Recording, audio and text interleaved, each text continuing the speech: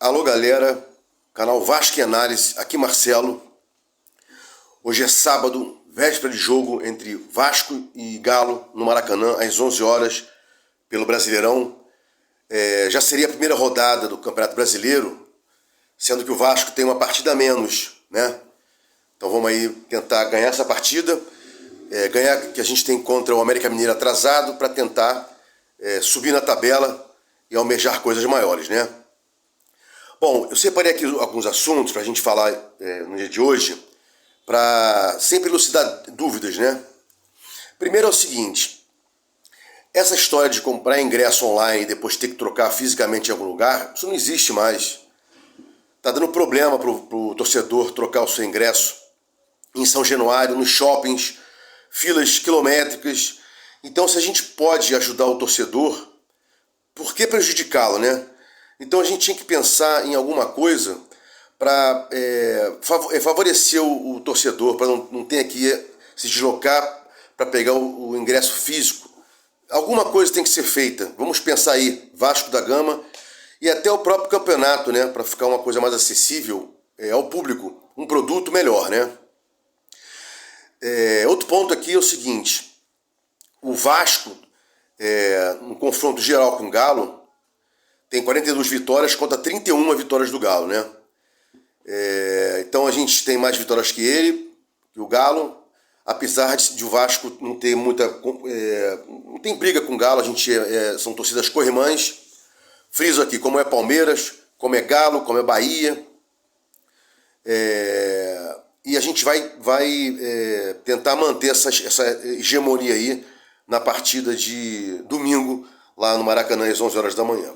Bom, outro assunto aqui que eu quero tocar com vocês e não esquecendo que a gente esgotou a carga máxima para o jogo domingo em menos de 24 horas. Diria 10 horas da notícia da liminar cassada, ou melhor, da decisão que impediu o Vasco jogar no Maracanã cassada para o esgotamento dos ingressos. 10, 12 horas no máximo a gente conseguiu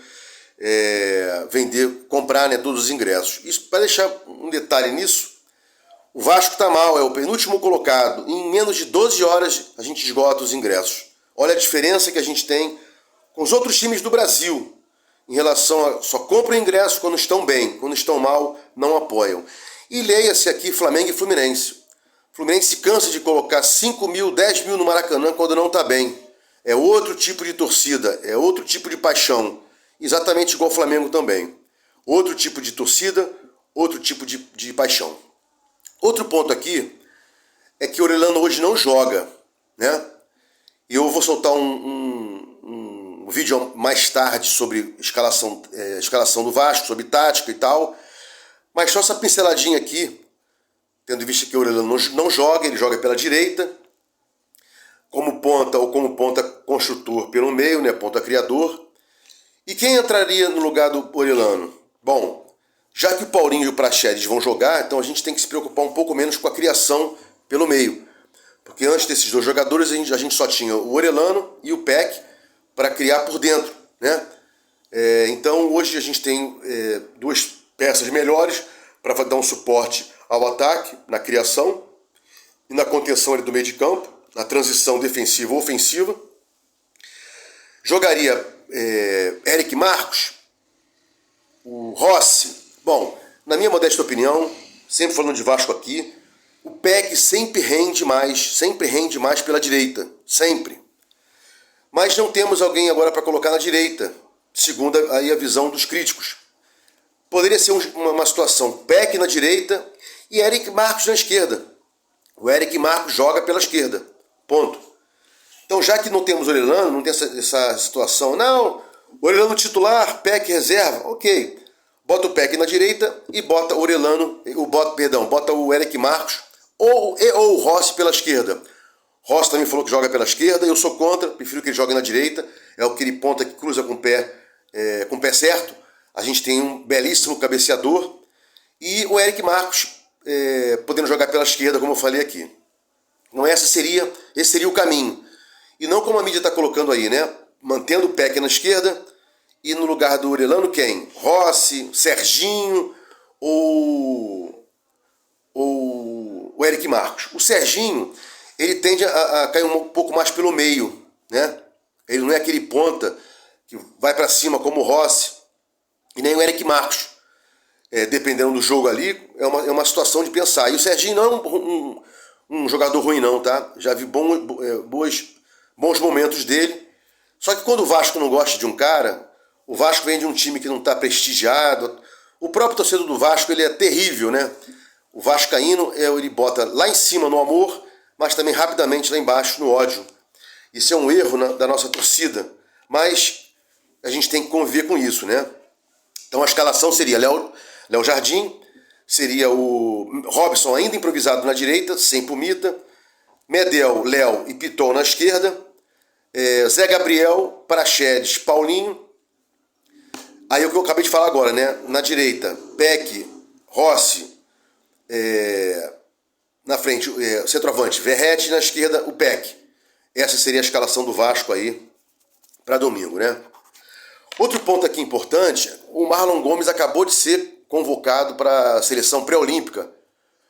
E o Marlon Gomes é o nosso reserva pela esquerda. Quem ainda não parou para pensar, quem não acompanha a tática, como os jogadores se desenvolvem em campo, o Marlon Gomes ele joga bem pela esquerda e não pela direita.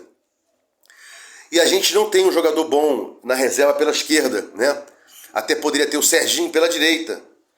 Então seria uma situação agora de nesse turno aí último, para fugir do rebaixamento, para sustentar um time, né? Que também, o time também se faz com peças de reposição. Acho que o Marlon poderia segurar, não ir agora para a seleção pré-olímpica quando fossem ter jogos, né? Segurar um pouco mais aí. O Paulo Brax, outro assunto aqui, tá? O Paulo Brax, ontem e anteontem também, foi claro, acabaram as contratações. Aí sempre abre uma brecha dizendo, a não ser que haja uma ótima situação de mercado, que a gente possa ir lá sem gastar dinheiro ou gastando pouco, blá blá blá, blá blá blá. O que eu acho é que o Vasco tem que parar com seus youtubers, com seus jornalistas, parar de colocar notas. As contratações ainda não acabaram, não, acabaram as contratações. Parem de fazer fake news, porque as contratações acabaram, né? E eu ainda acho que faltou a gente contratar um lateral direito, que o Robson não pode ficar jogando muito ali por improvisado. Pumita não está bem. Um lateral esquerdo também, porque o Piton não é aquele cara raçudo, que em alguns jogos grande, ele vai jogar, ele vai correr. E a gente não tem um reserva à altura para lateral esquerda.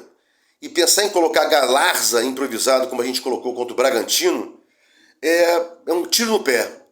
Então faltaria também no lateral esquerdo. Mais um zagueiro, porque só temos Medel e o Léo, e o Capasso como reserva. Miranda não está pronto ainda para jogar. E nem Maicon. Tem que cuidar da sua parte física. Eu acho que até ele já saiu do Vasco, né? Salvo engano agora. Ou saiu ou está para sair do Vasco.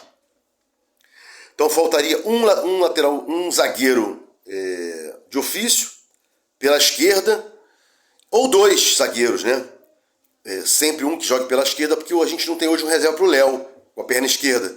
Só tem um reserva do Medel, que é o Capasso pela direita. Então é muito importante a gente pensar nessa situação aí de manter o time compacto, né? O time titular, o time reserva, sem muitas brechas, como a gente sempre teve no Vasco, né? A gente, no meio do campeonato, vai descobrir que a gente está sem um lateral esquerdo.